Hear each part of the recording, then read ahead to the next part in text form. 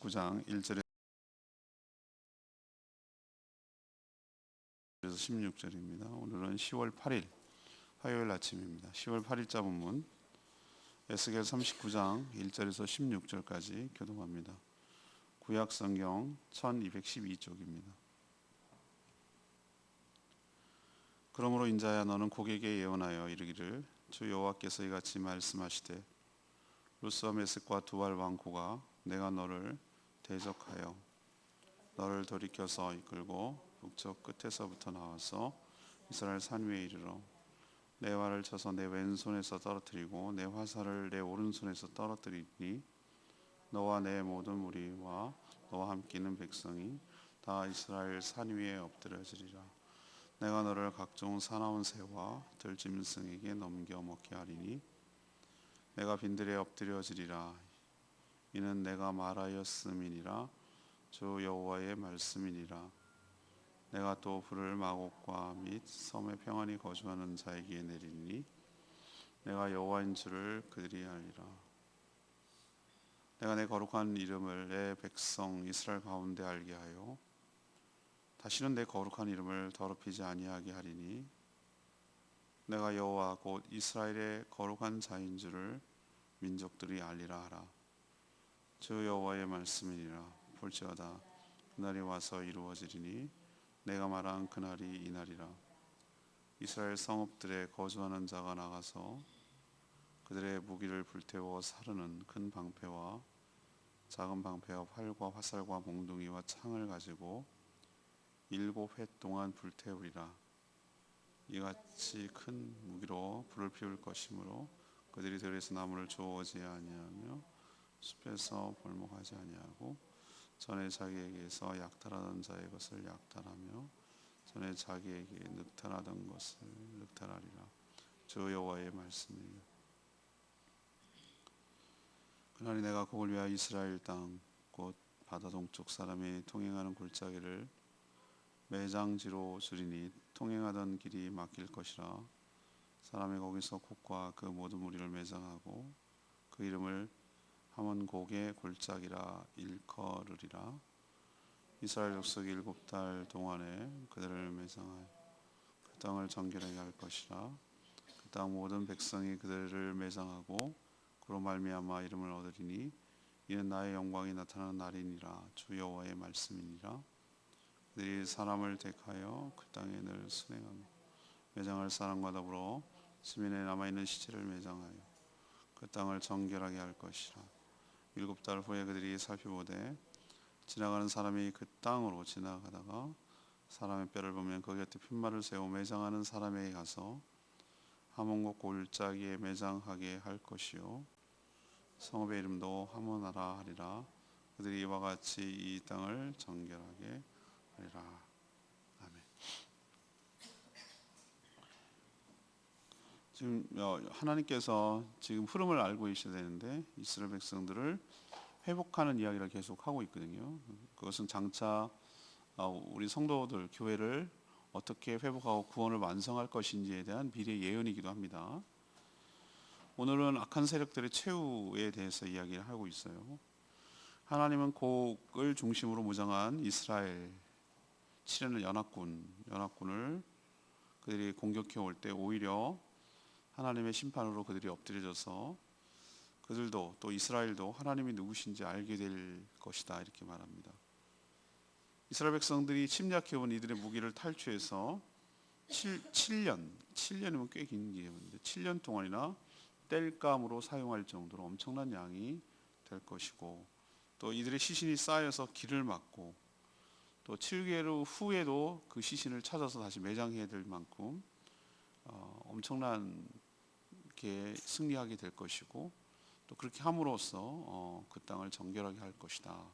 이것이 하나님의 예언이죠. 그래서 오늘 제목은 하나님이 심판하시는 목적이 무엇입니까? 이것이 오늘 질문입니다. 먼저 7절에 있는 말씀 하나님이 누구신지를 깨닫게 하려는 데 목적이 있습니다. 곡을 정점으로 하나님의 백성 곧 이스라엘 치러 온 연합군 자, 거기 어딘지에 대해서 너무 알려고 하는 필요는 없어요. 뭐 굳이 얘기하자면 소아시아 지금 터키거든요. 동부에 살고 있는 작은 족속들이었어요. 메색 두발 뭐 이런 족속들은.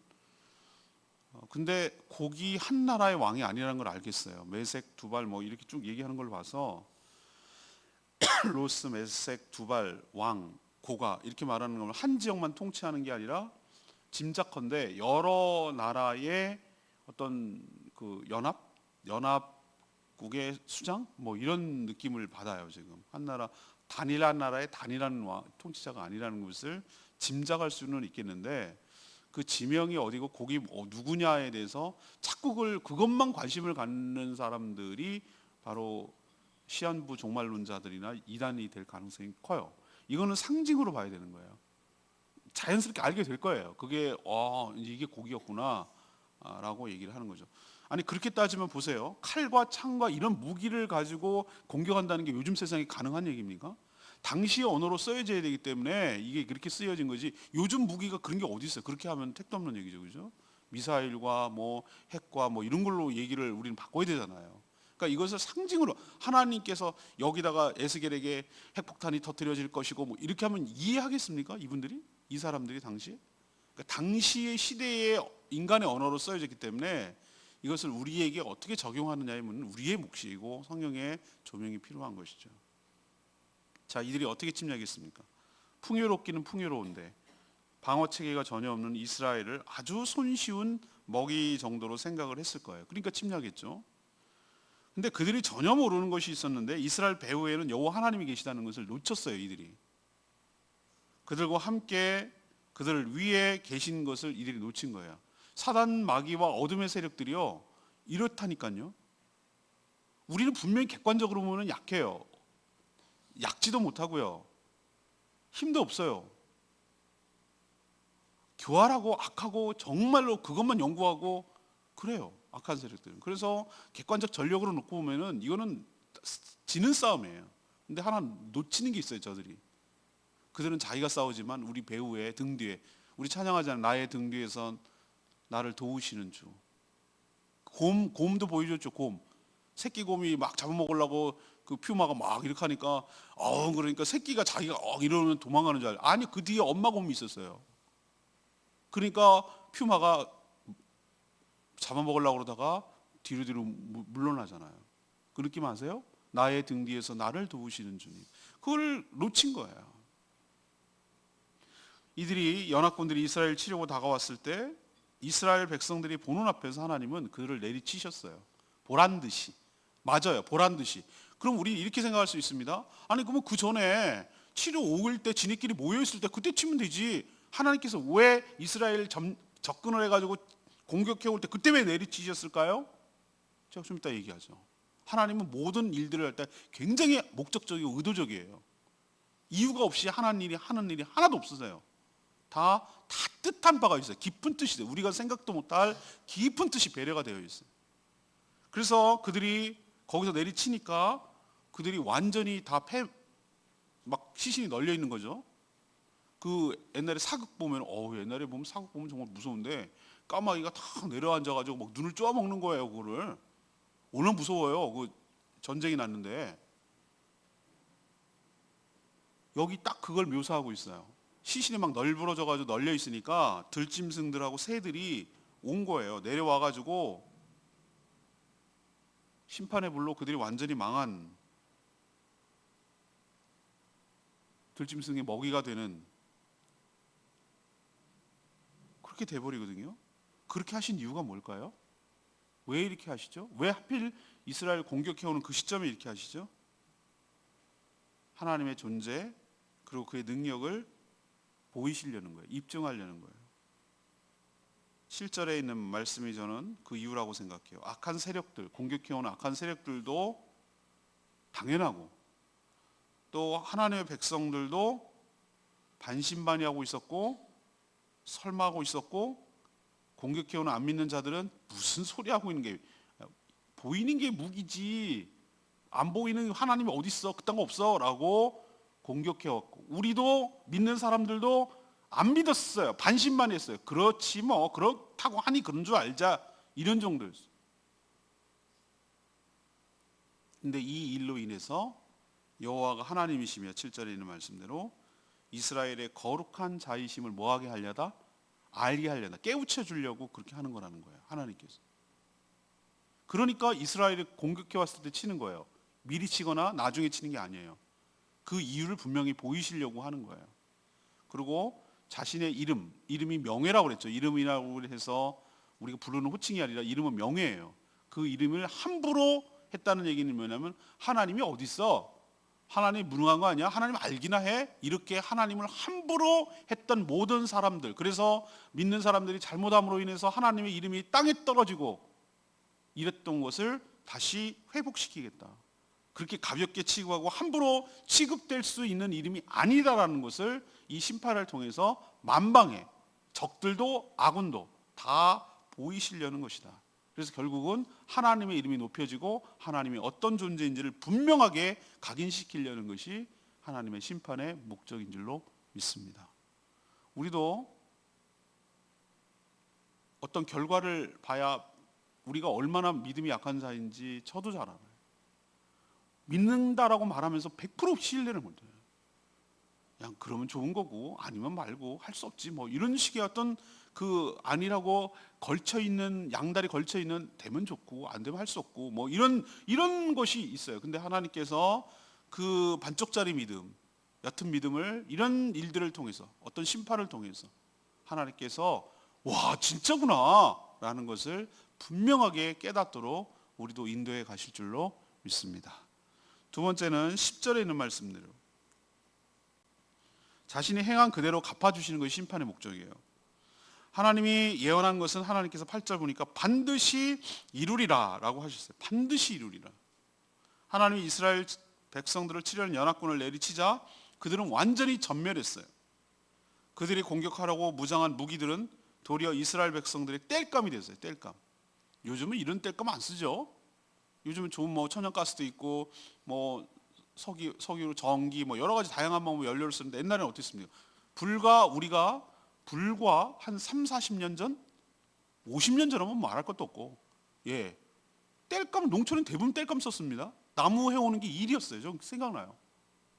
솔잎 떨어진 거, 누렇게 된 거, 그거는 불쏘시개 할 때 갈비라고 그랬어요. 난 그걸 왜 갈비라고 그러는지 이해가 안 되는데, 그거를 긁어다가 불쏘시개 쓰고 신문도 귀했거든요. 그렇게 뗐단 말이에요. 근데 당시 지금이랑 똑같아요. 무기를 뭘로 쓴다고요? 땔감으로 쓰는 거예요. 근데 그 양이 얼마나 많은지 10절에 보니까 이스라엘 백성들이 벌목할 필요가 없어요. 땔감이 널려가지고 남겨진 무기들만 태우는데 몇 년이 걸려면 7년이 걸렸다고 그랬어요. 7년 동안의 연료로 쓸 만큼 어마어마한 무기가 노역된 거예요. 연합군은 심판을 받아 죽은 시신, 연합군이 심판을 받아 죽은 시신이 골짜기에 가득 메워져서 통행하던 길이 막힐 정도. 11절에 우리도 산사태가 나와가지고 산 밑에 길에 막 흙이 쏟아져가지고 길이 통행이 안 되는 경우가 있죠. 그런 것처럼 너무너무 시신이 많이 쌓여가지고 길이 통행이 막혀서 길이 막힐 정도 급이 된단 말이죠. 하나님은 연합군이 치려고 했지만 거꾸로 이스라엘 백성들이 그들을 치게 만들 것이다.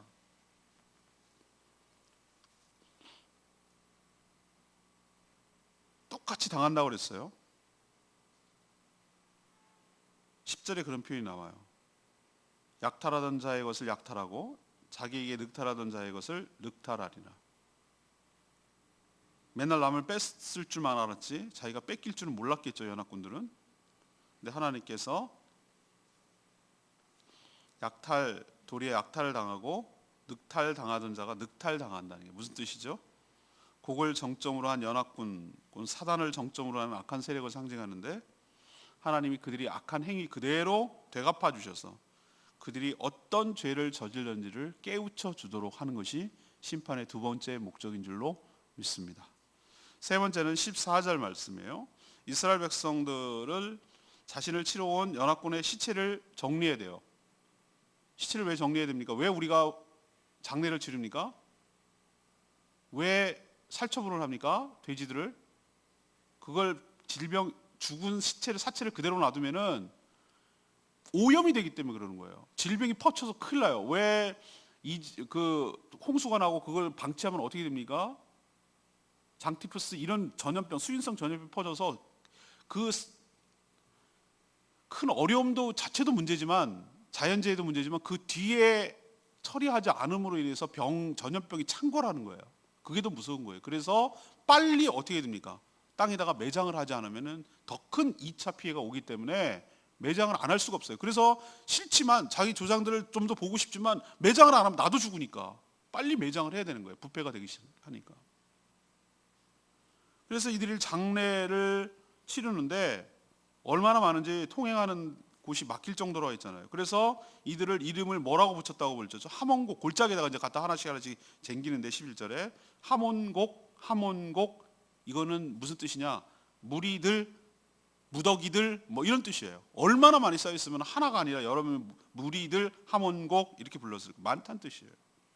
얼마나 많은지 땅을 하도 널려 있고 광범위하게 퍼져가지고 계속 땅을 돌아다니면서 순행하는 자가 있다고 그랬어요. 그래서 적군이 시신이 있으면 거기다 팻말을 세요. 마치 우리가 전사자 발굴을 하듯이 고고학자들처럼 쭉 지나가다가 뼈가 있고 보이면 거기다 팻말을 세워요. 그럼 어떻게 합니까? 그걸 매장하는 사람들이 그 팻말을 보고 가져가서 하문곡에다가 가서 넣는 작업을 7개월 후에 또 하고 계속 하는 거예요. 전사자 발굴을 지금까지 하듯이. 왜 이렇게까지 하는 것입니까?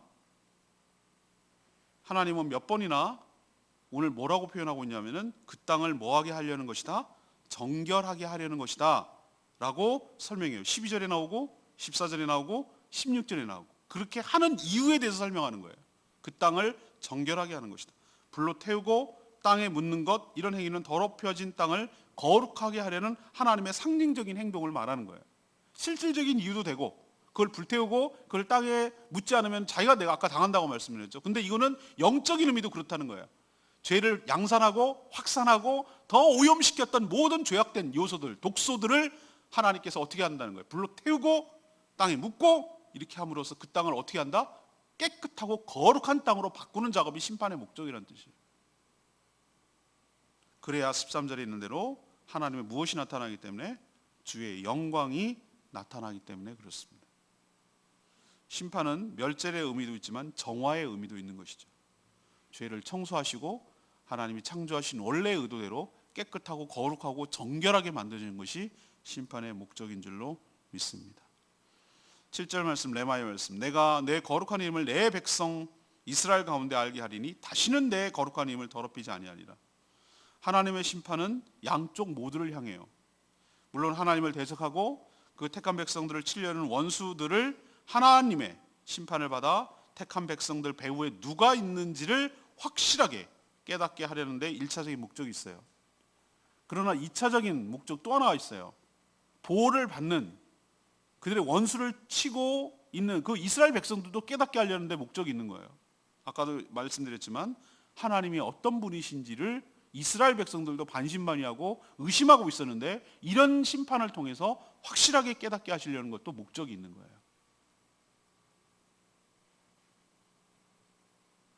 왜 그렇게 할까요?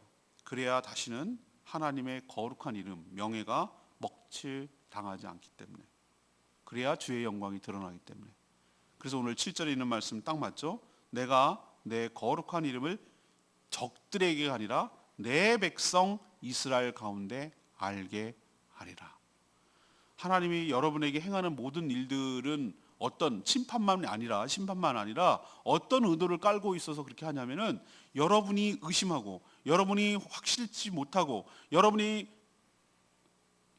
양다리 걸치고 이렇게 불확실한 모든 것들을 과연 하나님이시구나라는 것을 깨닫게 하시려고, 여러분들이 더 확신에 차게 만드시려고 하나님께서 여러분들에게 여러 가지 일들을 일어나게 하고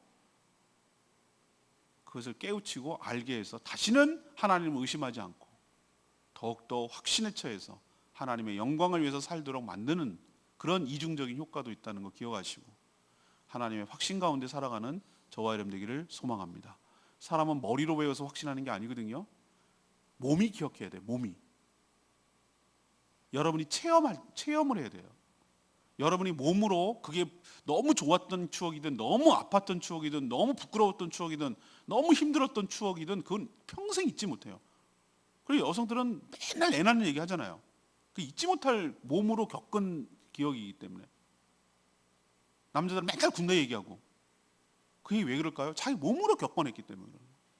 하나님께서 여러분들에게, 여러분 몸에 상처 없나요? 이게 흉터 있죠? 그거 보면 뭔 생각을 했어요? 까불다가 내가 엎어지고 이거 실수하다가 손 베고 뭐 이런 것들이 흉터가 나면서 두고두고 나를 힘들게 하지만 그것을 통해서 뭘 하는 거야?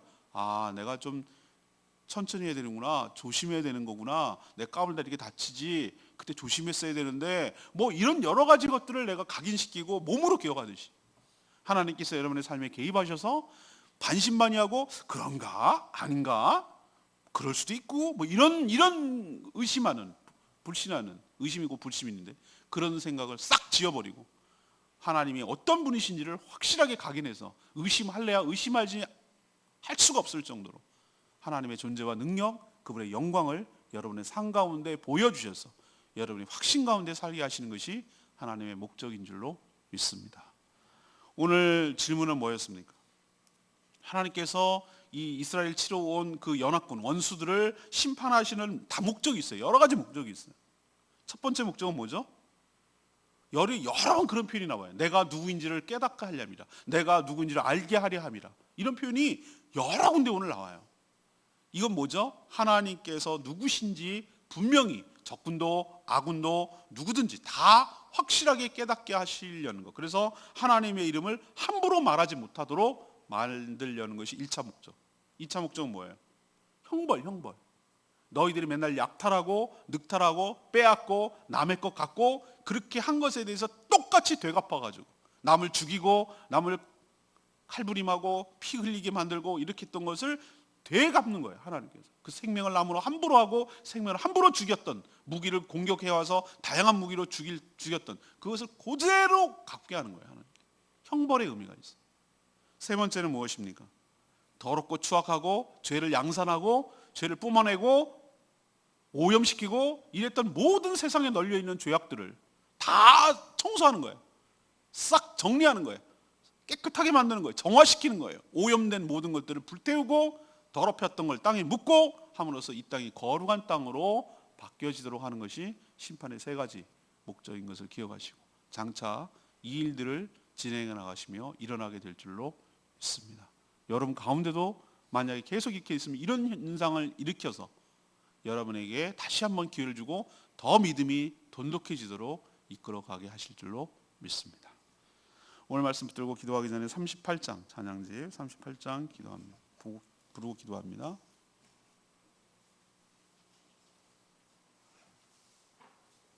찬양집 38장입니다. 세상 권세 멸하시려 주님 이 땅에 나타나셨네. 예, 그렇습니다. 세상 권세 멸하시려 이 땅에 오실 줄로 믿습니다.